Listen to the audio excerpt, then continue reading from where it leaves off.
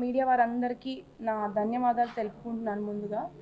ఇప్పుడు ఇన్ని డేస్ నుంచి సపోర్ట్ చేసిన నా మీడియా వారందరికీ ఫస్ట్ ప్రతి ఒక్కరికి పేరు పేరుగా నేను థ్యాంక్స్ చెప్పుకుంటున్నానండి. ఎందుకంటే ఒక ఆడపిల్లకి అన్యాయం జరిగినందుకు మీరందరూ కూడా ఇన్ని రోజుల నుంచి నాకు సపోర్ట్ చేసి నాకు స్టాండ్ తీసుకొని నా గురించి అన్యాయాన్ని మీరు మీ ద్వారా ప్రజలందరికీ తెలియజేసినందుకు నాకు ఫస్ట్ మీ అందరికీ కృతజ్ఞతలు తెలుపుకుంటున్నాను. అయితే ఇప్పుడు నేనేమీ పెద్ద ఇట్లా ప్రొఫెషనల్ ఏం కాదండి. ఒక ఆడపిల్లకి, మీ ఇంటి ఆడపిల్లకి అన్యాయం జరిగితే ఎట్లా అయితే ఎక్స్ప్రెస్ చేస్తుందో అదేవిధంగా నాకు నాకు జరిగిన అన్యాయాన్ని ఖచ్చితంగా మీ ముందుకి జరిగిన అన్యాయాన్ని, జరిగిన వాస్తవాల్ని మీ అందరి ముందు మీ ద్వారా తెలియజేయాలని ఇవాళ ఇక్కడికి రావడం జరిగింది. ఇక్కడికి వస్తున్నందుకు ఇలాంటి రోజు ఒకటి నాకు వస్తుంది అని కూడా నేను అనుకోలేదు. ఇక్కడ రావడము, ఇలా అన్యాయం జరిగి ఇట్లా అందరి ముందు మాట్లాడడం కూడా ఒక ఆడపిల్లగా చాలా ఫస్ట్ బాధాకరంగా ఉంది నాకు. బట్ నేను ఇప్పుడు జరిగిన నాకు బాధలు, నాకు జరిగిన ప్రాబ్లమ్స్, అన్యాయం అన్నీ కూడా నేను ఎదుర్కొని గట్టిగా నిలబడి ఇప్పుడు మీ అందరి ముందు నేను ఇది పెడుతున్నందుకు నేను గర్వంగా ఫీల్ అవుతున్నాను. ఎందుకంటే ప్రతి ఒక్క ఆడపిల్ల కూడా అన్యాయం జరిగితే లోపల కుమిలిపోయి కూర్చోకూడదు. ప్రతి ఒక్కరు బయటికి వచ్చి మాట్లాడాలి. మాట్లాడితేనే వాళ్ళకి న్యాయం జరుగుతుంది. ఇట్లాంటి వాళ్ళు అంటే జోగి రమేష్ అండ్ ఇట్లాంటి ఫ్యామిలీ వాళ్ళు, ఇట్లాంటి వాళ్ళ నుంచి మనం బయటపడవచ్చు. ఖచ్చితంగా జరిగిన వాస్తవాలు ఏంటో కూడా అందరికీ తెలుస్తాయి. అయితే ముందుగా నా పేరు మేఘన. నేను మాజీ మంత్రి జోగి రమేష్ గారి కోడల్ని. 1.5 year బ్యాక్ అంటే May 28, 2025 రోజున జోగి రాజీవ్తో నాకు వివాహం జరిగింది. అందరు తండ్రులు ఎట్లా అయితే తన కూతురు హ్యాపీగా ఉండాలి అని చెప్పి ఎట్లయితే పెళ్లి చేశారో, మా డాడీ కూడా నేను హ్యాపీగా ఉండాలి అని చెప్పి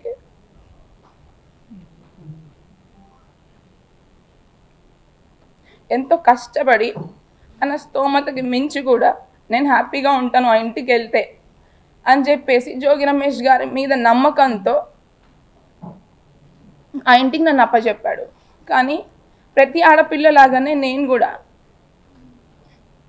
ఎన్నో ఆశలతో హ్యాపీగా ఉంటాను, ఒక కొత్త జీవితం ప్రారంభిస్తున్నాను అని చెప్పేసి ఎన్నో ఆశలతో నేను కూడా అడుగుపెట్టాను. కానీ అడుగుపెట్టిన కొన్ని రోజులకే చాలా ప్రాబ్లమ్స్ ఫేస్ చేయాల్సి వచ్చింది. కానీ ఫస్ట్ నేను చెప్పదలుచుకున్న విషయం ఏంటంటే, ఎవరైనా పెళ్ళి ఎందుకు చేస్తారండి? హ్యాపీగా ఉండాలి వాళ్ళ అమ్మాయి అబ్బాయి అని చెప్పి పెళ్లి చేస్తారు. బట్ జోగి రమేష్ గారు చేసిన ఉద్దేశం రాంగ్. ఫస్ట్ థింగ్ ఏంటంటే, ఒక పెళ్లి చేసుకున్న తర్వాత ఇద్దరి మధ్యలో గొడవలు వచ్చి విడిపోవడం అనేది కంప్లీట్ డిఫరెంట్ స్టోరీ. బట్ నా పెళ్ళి అట్లా జరగలేదు. ఖచ్చితంగా ఈ పెళ్ళి ఉండదు, ఇది ఉండే పెళ్ళి కాదు అని చెప్పి అతని కొడుకుకి ఉన్న ప్రాబ్లము ముందే అతనికి తెలిసే, ఖచ్చితంగా వాళ్ళ కుటుంబం మొత్తానికి తెలిసే నాకు ఈ పెళ్లి చేశారు. ఖచ్చితంగా అది నేను 100కి 100% చెప్పగలను. పెళ్ళికి ముందు ఇలా తెలిసి ఒక అమ్మాయి గొంతుని కోయడం అనేది చాలా పెద్ద నేరము. ఇట్లా ఇప్పుడు తనకు కూడా ఒక కూతురు ఉంది, తనకు కూడా ఖచ్చితంగా కూతురు ఉంది. తన కూతురు కూడా ఇట్లా జరిగితే ఏం చేస్తారు? ఇప్పుడు ప్రజలందరికీ సహాయం చేసే ఒక వ్యక్తి, పబ్లిక్ పర్సన్, అతను పబ్లిక్ నాయకుడు. మరి తన ఇంట్లో ఆడపిల్లకి అన్యాయం చేశాడు తనే. మరి ఏం చేద్దాం అనుకున్నాడు ఆయన? ఏ ఉద్దేశంతో పెళ్లి చేశాడు? అండ్ నిన్న జోగి రమేష్ గారు జరిగిన ప్రెస్ మీట్లో ఒక విషయం చెప్పాడనమాట. మా ఇద్దరి మధ్యలో మనస్పర్ధలు, గొడవలు రావడం వల్ల డిస్టర్బెన్సెస్ వచ్చి వాళ్ళు ఏదో విడిపోతున్నారు, బట్ ఇప్పుడు కూడా కలిసి ఉండాలని అనుకుంటున్నాను అంటున్నాడు. అసలు మా ఇద్దరి మధ్యలో ఏం గొడవలు వచ్చాయి? అసలు ప్రాబ్లం ఏంటి? నేను చేసిన తప్పేంటి? అసలు విషయాలని పక్కన పెట్టి పక్కదారి పట్టించడానికి ప్రయత్నించాడు అనమాట. అది క్లియర్గా మీ అందరికీ అర్థమవుతుంది ఖచ్చితంగా. ఇప్పుడు అసలు అసలు నిన్న మాట్లాడిన దాంట్లో నాకు అది చాలా, అంటే అసలు నేను ఇవాళ వచ్చి మీ అందరి ముందుకు నేను మాట్లాడాలి, మీడియాలోకి రావాలి అని ఏ ఆడపిల్ల అనుకోదు. బట్ నేను రావాల్సి వచ్చింది. ఎందుకంటే నిన్న జోగి రమేష్ గారు చేసిన కొన్ని వ్యాఖ్యల వల్ల నాకు చాలా, అంటే చాలా బాధ కలిగింది. ఎందుకంటే అతను చేసిన అన్యాయము, వాళ్ళ ఇంట్లో నేను ఎదుర్కొన్న సమస్యలను పక్కన పెట్టి ఆయన ఆయన సింపతి గెయిన్ చేద్దాం అనుకుంటున్నారా, లేకపోతే ఇది రాజకీయ కోణంలోకి తీసుకొని వెళ్దాం అనుకుంటున్నారా అనేది నాకు అర్థం కావట్లేదు. ఉన్న ఉన్న వాస్తవాలేంటో, ఉన్న విషయాలేంటో మీ అందరికీ నేను ముందుగానే ఎఫ్ఐఆర్లో క్లియర్గా పొందుపరిచాను. అవి 100కి 100% వాస్తవాలు. అండ్ దానికి సంబంధించిన ఎవిడెన్స్లు కూడా నేను ప్రతి ఒక్కటి కోర్టు వారికి ప్లస్ పోలీస్ స్టేషన్లో నేను సమర్పించాను. తొందరలోనే ఆ విషయాలకు సంబంధించిన నిజాలు కూడా మీకు తెలుస్తాయి, బయటపడతాయి. పెళ్ళయి ఎన్నో ఆశలతో అడుగుపెట్టాను.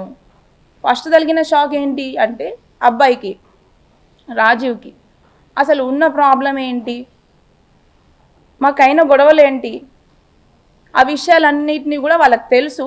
అయినా కూడా నేను వాళ్ళ ముందుగా మా మమ్మీ డాడీ కంటే ముందుగా వాళ్ళే మా మమ్మీ డాడీ అనుకొని, వాళ్ళే నా తల్లి తండ్రి అనుకొని వాళ్ళకే చెప్పుకున్నాను నా కష్టాలన్నీ కూడా. ఇట్లా జరుగుతుంది, ఇలా జరుగుతుంది, ఇట్లా నాతో సరిగ్గా ఉండట్లేదు అని చెప్పి. కానీ మమ్మల్ని ఇద్దరిని పక్క పక్కన కూర్చోబెట్టి ప్రాబ్లం ఏంటి అని అడగాల్సింది పోయి మా అత్తగారు శకుంతల నాకు అదేంటి అదనపు కట్నం కోసము నన్ను అన్ని విధాలుగా ఇబ్బంది పెట్టారు, వాళ్ళ ఫ్యామిలీ అంతా కూడా. మీరు ఖచ్చితంగా అది మొన్న బయటకు వచ్చిన ఆడియోలు వీడియోల ద్వారా చూసే ఉంటారు నన్ను ఏ రకంగా ఇబ్బంది పెట్టారని. అయితే అవి కొన్ని మాత్రమే. ఇంకా కూడా నేను చేసిన ఒక్క విషయం ఏంటంటే, నాకు జరిగిన అన్యాయము, నేను ఎదుర్కొన్న ఇబ్బందులు ఖచ్చితంగా అతను పొలిటికల్ బ్యాక్గ్రౌండ్ అండి. మాది అసలు పొలిటికల్ బ్యాక్గ్రౌండ్ కాదు, మాది కంప్లీట్గా బిజినెస్ బ్యాక్గ్రౌండ్. మాకు పొలిటికల్కి బిజినెస్కి అసలు సంబంధం లేదు. నేను అదేవిధంగా మా అత్తమ్మ మామయ్యకి నాకున్న ప్రాబ్లమ్స్ని చెప్తే అది పక్కన పెట్టి, మీరు విన్నట్టు మొన్న ఆడియోలో ఇన్నోవా పెళ్ళైన కొత్తలోనే అండి, మాది May 28, 2025కి పెళ్ళైతే నెక్స్ట్ ఒక 1 monthలోనే ఆషాఢం రావడం జరిగింది. అయితే వెళ్ళే ముందే 1 weekలోనే నాకు ఫస్ట్ షాక్ రాజీవ్తో తగిలింది. దాని తర్వాత ఇప్పుడు అది వెళ్ళి వాళ్ళకి చెప్పితే అదనపు కట్నము డబ్బులు తీసుకొని వస్తే నువ్వు హ్యాపీగా ఉంటావు, అతనికి ఇంకా మీరు విన్నట్టు అతనికి ఫీలింగ్స్ వస్తాయి అనేలాంటి బాధాకరమైన విషయాలు మాట్లాడింది. ఒక ఆడదానిగా ఒక తల్లి స్థానంలో ఉండి అర్థం చేసుకుంటుందేమో, తనకు కూడా ఒక ఆడపిల్ల ఉంది కదా అని అనుకున్నాను. బట్ అది కంప్లీట్గా ఆపోజిట్ అని చెప్పేసి నాకు పూర్తిగా అర్థమైపోయింది.